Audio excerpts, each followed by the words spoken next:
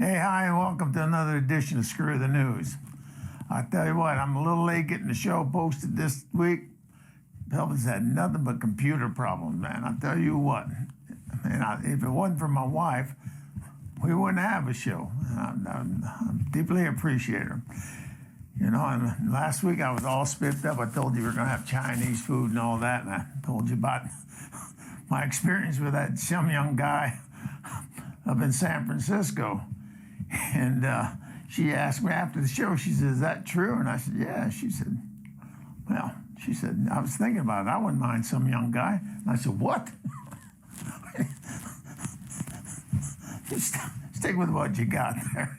And I told you about being at that party in Malibu. Now, this show brings up more memories for Pelvis than you can ever imagine. You know, I take a walk down memory lane. I'll say something on this show, and it'll start the thought process. And I go, "Damn, well, that happened then."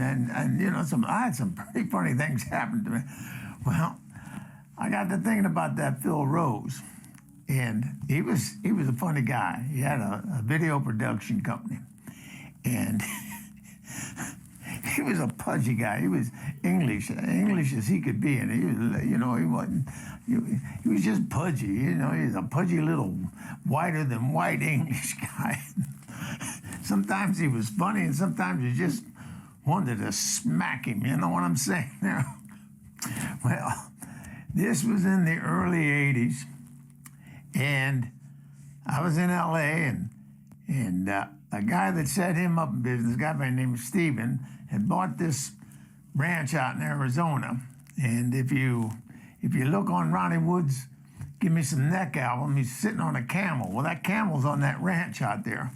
Well, me and a couple other guys went out there in 1973 when he bought this place. And it had an 18-room Victorian-style hotel on it, had a natural hot springs, and I was told that there was something like 1 million gallons of 120-degree water came up out of the ground every day out there, and it's probably still doing it to this day. And it had a swimming pool out there that was 90 feet wide, 300 feet long. Beautiful place. There's the original site that Stephen bought was 200 acres, and with that hotel on it, the hot springs, everything else, 1973 paid $175,000 for it. I'd hate to think what it's worth today, but anyhow, we were going out there for this shoot of some sort or another, and so we took a commercial flight out of L.A. to Tucson, and it was Stephen, his dad, the head of security for the Rolling Stones at that time. I can't think of this guy's name. Huge guy, big guy. But he was with us. And then there's Phil Rose and me. And I think that was it. I'm not sure. But anyhow, we flew into Tucson. Well, the ranch is on about 100 and some odd miles away from there, in a town called Safford, just outside of Safford. And it's a tiny little town called Eden is where the ranch is. It's about 14 miles outside of Safford, Arizona. So chartered an airplane, come in and pick us up. Now, we'd been out there quite a bit. There was a guy out there. I mean, this is a cowboy. This was a man's man, man. He was like John Wayne's twin brother, man. This guy, he didn't break crap out of anybody. He was just so basic, it was unbelievable. Hell of a pilot. And believe it or not, old Pelvis here, I've got my pilot's license too. So we got to Tucson, and we roll over to the executive airport, and we all pile out of this car. And Gary looked at us, and he said, "Holy Jesus," he says, "we're going to be grossly overweight."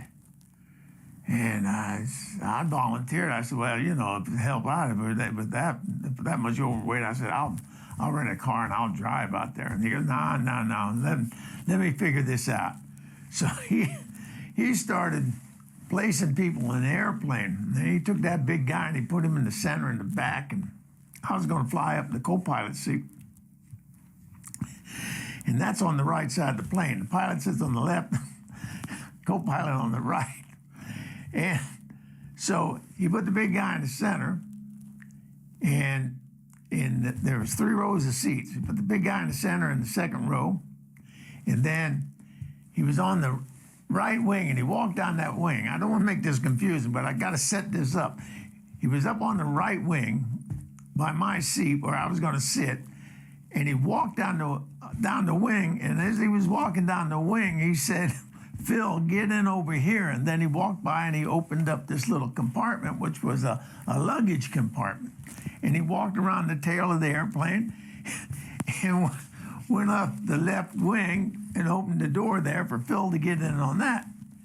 And all of a sudden, he said, "Phil, where the hell are you?" And everybody's looking around, where the hell Phil go?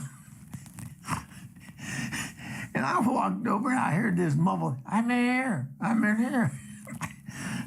I walked over and he was inside that luggage compartment. And Gary walked around, and I'll clean it up a little bit, but he said, "What in the hell are you doing in there?" He said, "Well, you said get in." He said, "I'm in on the other side."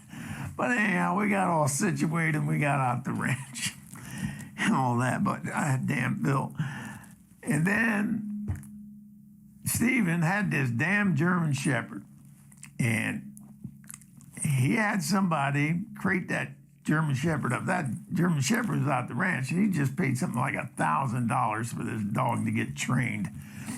And so he had somebody drive that dog to the airport, and Phil and I, when we were going to go back, we were going to handle that dog, put that dog on a flight back and fly back with us on a commercial flight to L.A., which we did.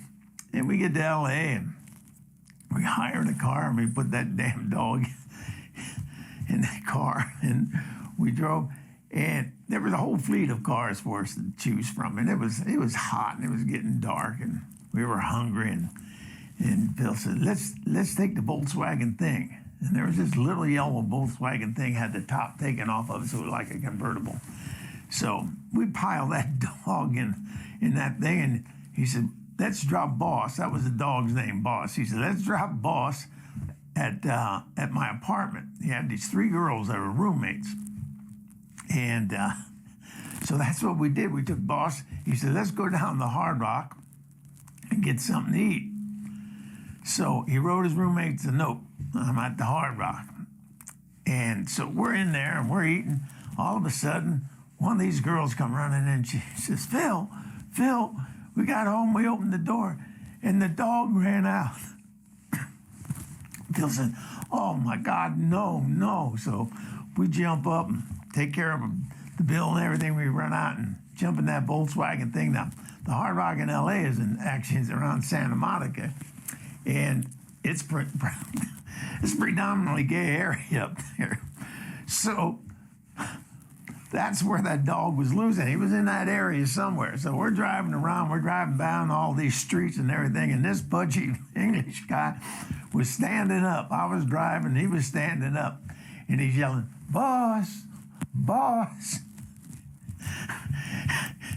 And we go up and down streets, and I mean, we went down this one street, and he's standing up, and he's going, "Boss, boss." And I swear to God, God is my witness, I don't know where this guy was heading to or where he was coming from, but this guy rolled out of this alley, and he had on black leather pants. He had with no shirt, with suspenders, and he had like this Marlon Brando black motorcycle hat on. He said, "I'll be your boss. Pull over. I'll be your boss." I said, "Phil, sit your pudgy ass down. Let's get out of here." Now, I can't tell you the rest of the story because it's get pretty weird. He's got some language in it after this, but I'm starting this new playlist, and I'm going to tell some stories that I can't tell here. And go to that playlist. It's going to take me a couple weeks to get it up there, but look for the story Finding Boss.